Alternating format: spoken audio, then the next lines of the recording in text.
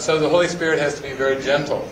And for me, I just took the parameters off and started to say, okay, reach me any way that you can. And what I felt was just to be extremely open and attentive. So that's why I started to see bumpers, stickers, billboards, messages on license plates, messages on songs on the radio, when I would just seemingly call out for help and just flip on the radio for 15 seconds and get just what I needed that way.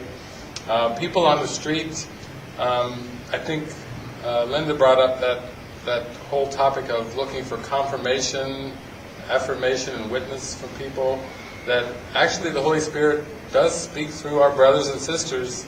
And I started to open up to, okay, I don't personally have to hear the message. I can actually hear it from my brothers and sisters. I don't have to think that I'm being dependent if they're telling me something, and I have a recognition that I don't have to necessarily say, no, that's an external voice. I can say, that really resonates.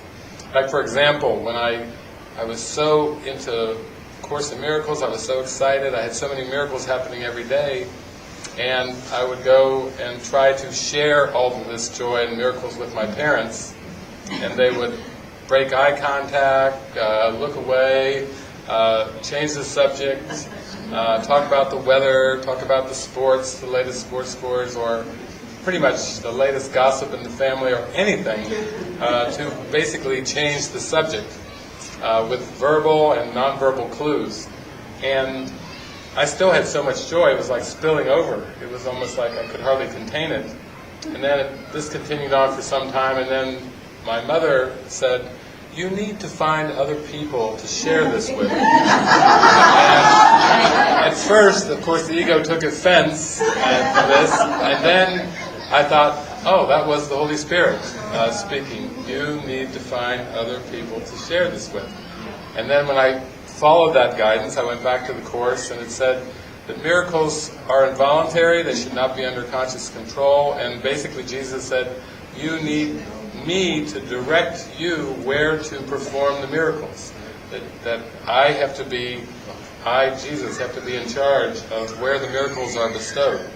You can't just go around indiscriminately, like a machine gun, just trying to shoot the miracles out onto the world, like an Uzi or something, You can't do that. No, you're not.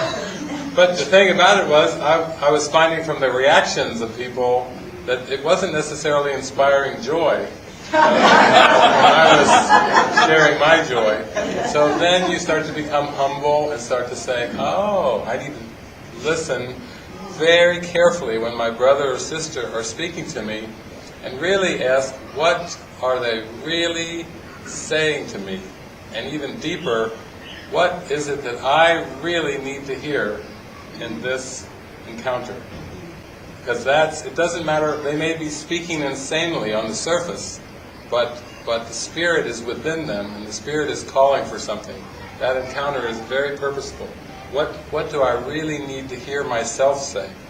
And so that helped me clear away for more guidance, because I would just show up very willing, without a clue of how to be helpful, of how to heal, but also very confident and certain that the Holy Spirit was present. And if I stayed clueless, and I stayed out of the way with all my past learning of what I think should happen, what I should say, and what I ought to say, and all this and that, then let the Holy Spirit come through, and then it inspired joy. And they would be laughing. Sometimes they would be lighting up like a birthday cake, and I would be thinking, wow, they're really joyful. I don't know what just happened here.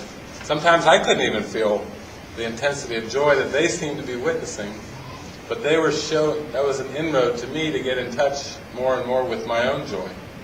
So the main step I took was taking the parameters off of how I had to receive it, and then it started to expand from there.